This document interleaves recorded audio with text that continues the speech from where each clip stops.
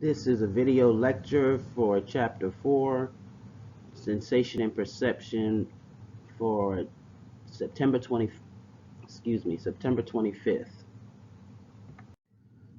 So this is to continue on Chapter 4, Sensation and Perception.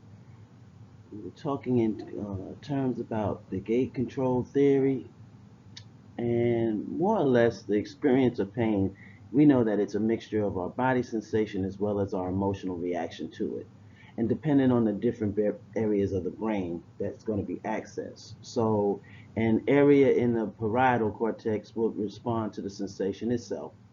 And the brain area that's going to be responsive to the emotional access will be called the anterior cingulate cortex. And I think I talked about it, but just in case, I want to make sure I go over it again.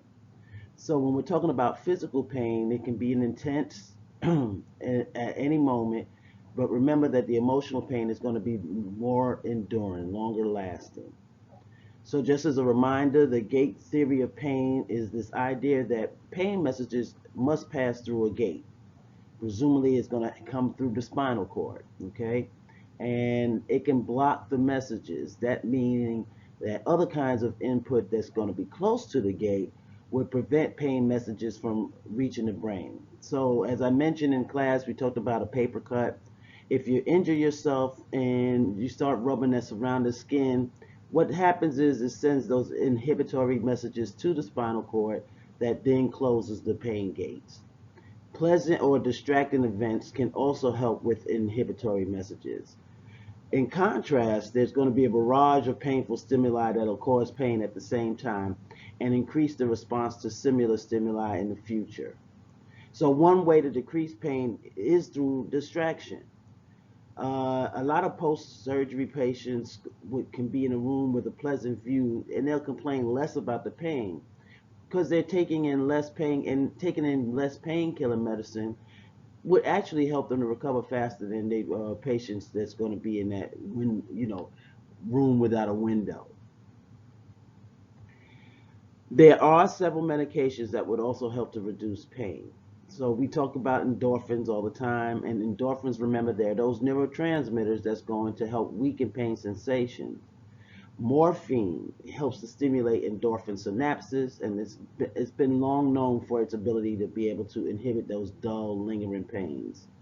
So using pleasant experiences like sex or even thrilling music would help to release endorphins.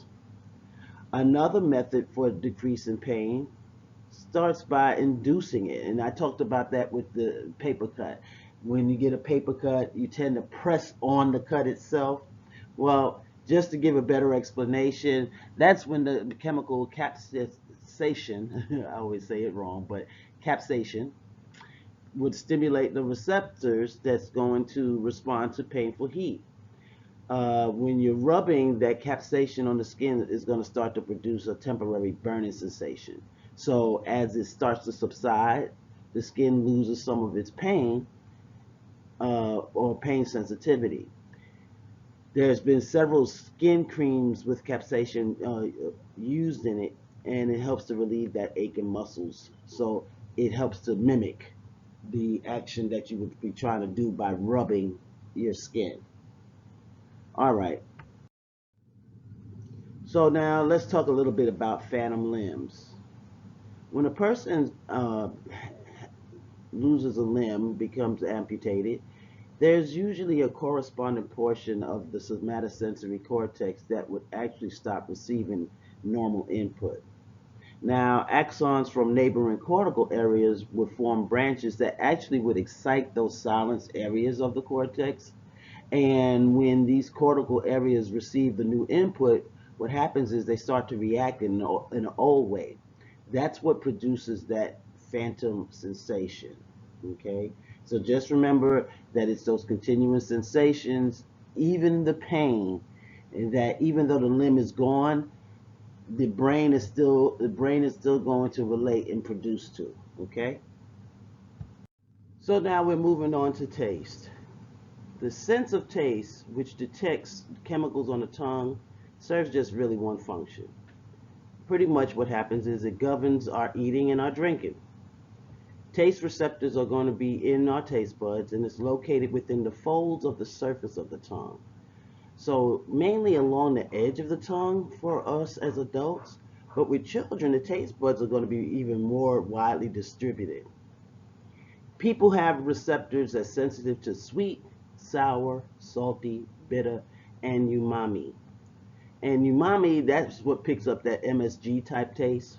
So we have many kinds of bitter receptors, but not many of one kind in particular. Now, when it comes to smell, this belongs to the olfactory system, and it depends on hundreds of types of different receptors. Through different combinations, the responses of our hundreds of types of receptors, we pretty much can distinguish among a huge number of odors and the mixtures of. We can have strong emotional reactions to many odors that's based on previous experience. For an example, a woman can report hating the smell of roses because her first smell of them was at her funeral, her mother's funeral, which that would be sad. Or you could take it and think about in terms of relationships. If you met the love of your life and they gave you tulips, and the smell of tulips always will bring back a good memory. So when we're talking about olfaction, it serves really important social functions, even in most animals. Not even just humans, but animals as well. There's many species that uses olfaction to help recognize one another, and in terms of gender, and it helps to identify when a female is sexually receptive. Now, the smell of a sweaty woman. And yeah, I'm laughing because for women, we ain't gonna be particularly wanting to smell another sweaty woman, but especially a woman near the time of ovulation actually causes a heterosexual man to increase his testosterone secretion. So when we're talking about pheromones and talking about how our scents actually can help with the level of attractiveness and sexual arousal, yes, there are some indicators that what our body present and release helps to attract the opposite sex, so to speak, in terms of reproduction. Now, there are individual differences that's going to be found within taste and smell. Some people, they have 3 times as many taste buds on their tongue as other people would. And those with more taste buds, they usually have stronger taste. They tend to have stronger food likes and dislikes than other people. And generally, they would dislike strong tasting or highly spiced foods. People also have differences when it comes to talking about smells. So we have hundreds of types of olfactory receptors, each of them controlling, by its own gene. Many of these genes will differ slightly from one person to another, and as a result, a particular odor might seem stronger or weaker to you than to someone else. People vary in olfaction for other reasons as well. So, on an average, women are going to be more sensitive to smells than men and are to young people, and more sensitive than older people. I know the other day I came into a classroom and students kind of brought their lunches with them, and one person had pizza and another person had, I have no idea, but the blending of the smells hit my olfactory senses so much to the point that I became nauseous. So that can give you an example of how strong smell can impact the individual.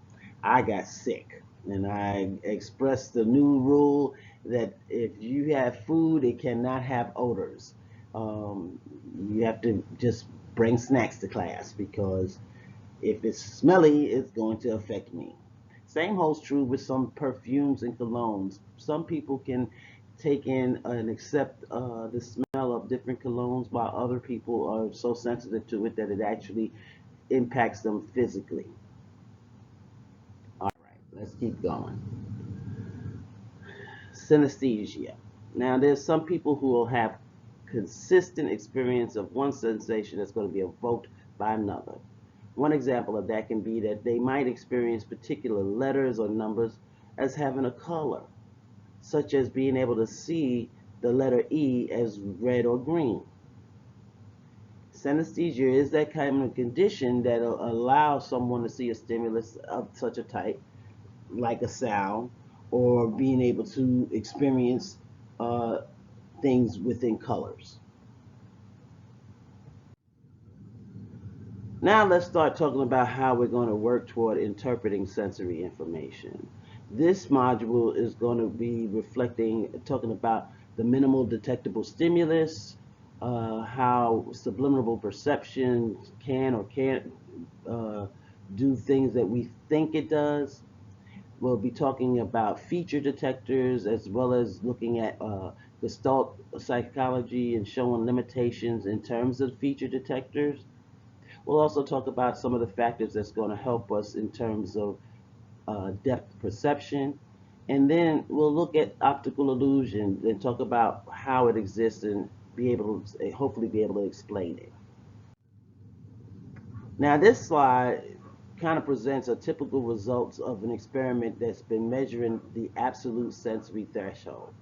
And the results will show that there's no sharp dividing line that distinguishes sensory stimuli that can be perceived or sensory stimuli that cannot be perceived. So in terms of when we're talking about uh, results of the experiment, the absolute sensory threshold is when we're trying to look at what would mark that 50%. So if you're taking a hearing test, for example, our absolute threshold would be whatever that lowest tone that we were able to hear. That's what the mark would be. Researchers have been able to define an absolute sensory threshold as the intensity at which a given individual will detect stimulus at 50% of the time. So in order to determine how accurately someone would detect that signal, we kind of need to be able to consider not only the ratio of hits or misses, but when the stimulus is present, but also the ratio of false alarms to correct rejections when the stimulus is absent. When people are trying to detect some item, they are more likely to overlook it, or if it occurs rarely. For an example, when we're talking about airport screeners, they can err by thinking that they see a weapon that is not present, or that they're missing one that is there. If they haven't seen a weapon in weeks, then they expect not to see one. And then what happens is they probably will overlook a weapon when it's there. Another example might be radiologists looking for indicators for an illness on x-ray scans. They might be able to scan through hundreds of x-ray scans looking for these small nodules that might indicate an illness. With increasing expertise, they do find most of them, but there are times when they overlook something they hadn't expected to see. So one thing I want y'all to make sure you have a good understanding about is, again, the absolute sensory threshold. Remember, the term 50% of the time is when we're looking at that level of intensity of being able to detect that stimulus. And when we're talking in terms of that weak signal, it can be corrected in two ways. One, it can be either a hit that's reported by us, or the absence of a stimulus, which we would say a miss or a correct rejection. Now, single detection theory, just remember that that's the tendency to be able to make those hits, correct our rejections and misses, as well as any type of false alarms. When people are trying to detect some items, they're more than likely to overlook it as it occurs rarely. So the more it happens, the more we'll be able to see it. But if it doesn't happen as often, we might not as well as look for it in the future. Our brain, remember, filters things out.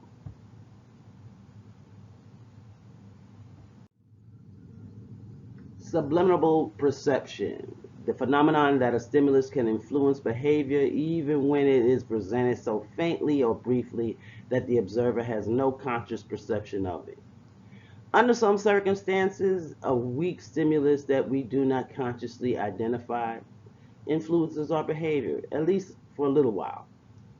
So there, and if you don't know what subliminal perception is, think about some of those commercials that there might be an underlying meaning that you don't see consciously, but it's like in the background. Um, or there's been discussions about how some music, in the background of music, there's been messages put into place so that you would hear it. Oddly enough, though, the thing about subliminal messages, although it's presented like for marketing purposes, it's not a true factor of that you would definitely go out and buy a Big Mac because you saw a McDonald's commercial. So it has some benefits, but it's a weaker stance for it. Now, people become amazingly good at recognizing objects as well as patterns. How do we recognize people, objects, or patterns, though? Think about it. According to one explanation, we can begin by breaking a stimulus into its own parts. So, for example, when we look at a letter of the alphabet, specialized neurons within our visual cortex, which are called feature detectors, would respond to the presence of these simple features, such as the lines as well as the angles. And then one neuron might detect that feature as a horizontal line, whereas another would detect the vertical line, and so on. So feature detectors, though, they cannot completely explain how we would perceive letters, much less our faces. One example would be we perceive that the words in this slide as cat and hat, even though the H and A symbols are kind of identical. Likewise, the character in the center of the figure on the other side, the B, is kind of read as either a B or a 13. Perceiving a pattern depends on the context of what we're looking at it as, not just adding up feature detectors. So there is some cognitive work processing going on with it. Now, Gestalt psychology. According to Gestalt, we perceive an organized whole by identifying patterns in a top-down manner. So understand Gestalt psychology as being a field that would help to emphasize perception over all the patterns together, not just parts, but a sum of the whole. And remember, feature detectors would look at things at a bottom-up type process, and pretty much the bottom-up process is looking perceptually at activity in which tiny elements is going to combine to produce larger items. However, the perception also will include a top-down process, and this is applying experiences and expectations to help interpret them in the item. So right now what we'll do is we'll take a look at Gestalt principles, that being A, proximity, B, similarity, C, continuation, D, closure, and then E, good figure. And all of them are represented by the pictures that's to the right, okay? The Gestalt psychologists, they describe these principles of how we're able to organize perceptions into meaningful wholes. So as illustrated in the slides, the proximity is that tendency to perceive objects that are close together as belonging to a group. The objects in part A would form two groups because of their proximity. The tendency to perceive similar items as being a group is quite reasonably going to be called similarity. So in part B, we group the X's together and then the little dots together because of the similarity. When lines are interrupted, as it is in C, we perceive continuation, and that's going to be a filling of the gaps. You probably would perceive this illustration as a rectangle that's covering the center of a very long hot dog. When a familiar figure is interrupted, as in part D, then we're perceiving a closure of the figure. That is, we're imagining that the rest of the figure will be able to see something that is simple, symmetrical, or being consistent with our past experience. Finally, when possible, we tend to perceive a good figure, a simple, familiar, symmetrical figure. Many familiar objects are going to be geometrically simple or it's going to be close to it. So in this term, The sun and moon are round, tree trunks would meet the ground, and almost at a right angle, faces and animals are going to nearly be symmetrical, and so on. If we can interpret something that's going to be a circle, a square, or a straight line, then that's what we do. Now, the E, which is good figure, is going to be the part that's on the left that could represent a red square overlapping a green one, or a green backward L that's going to be overlapping that red object almost at any shape. We are powerfully going to be drawn to the first interpretation because it's good. It's going to be regular. It's going to be symmetrically object. Okay? So the Gestalt principles of continuation and closure actually also apply to hearing as well. If a speech or a song is going to be broken up by periods of silence, we do not fill in the gaps and we find the utterance hard to understand. But if the same gaps are filled with noise, then we hear what probably occurred during the gaps. That is when we're going to apply the continuation and closure.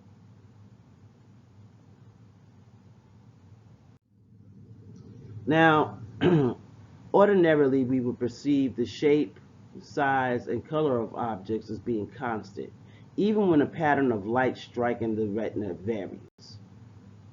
So that's what we call visual consistency. And just remember, it's being able to perceive objects because of their shape, size, and color, despite whatever type of distortions would actually happen to a particular pattern. We would kind of remember, our brain is going to remember what that original shape, color might be. So that's when we're utilizing our ability to perceive movement and depth of an object. In terms of talking more about perception of movement, what you would want to try to do, try this.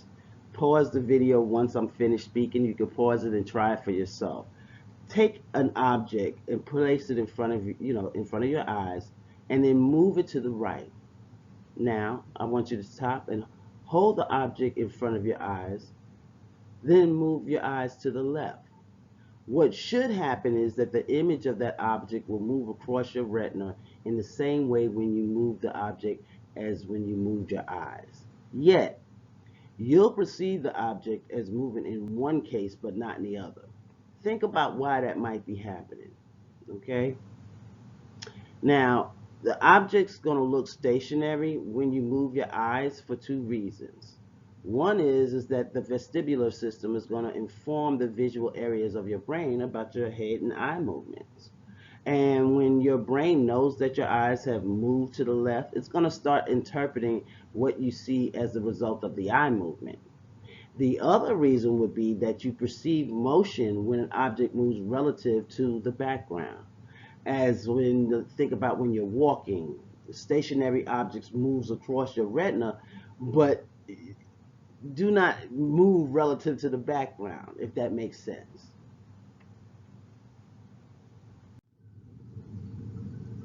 Now, depth perception. This is the perception of our distance. It enables us to be able to experience the world in 3 dimensions. To be able to perceive depth, we kind of use accommodation of the eye muscles as well as the retinal disparity between the views that our 2 eyes would see. We also learn to use several other cues that's going to be just as effective with one eye as with both eyes. So this includes the following things. Object size. Other things being equal, a nearby object would produce a larger image than a distant one. Linear perspective. That's when parallel lines will stretch out toward the horizon and then they'll come closer together. When we're talking about detail, now we see nearby objects in more detail than we would distant objects. And then there's interposition. Interposition is going to be a nearby object that would actually interrupt our view of a more distant object. Finally, talking about accommodation, that's talking about the lens of the eye accommodates, that is, it changes shape to focus on nearby objects, and your brain will detect that change, and then therefore it'll infer the distance to an object. Speaking about motion parallax though, if you're walking or riding in a car and then fixating at the horizon, nearby objects tend to move rapidly across the retina, while those further away will move away far less. Now, the difference in the speed of movement of those images across the retina would travel is the principle of what motion parallax is.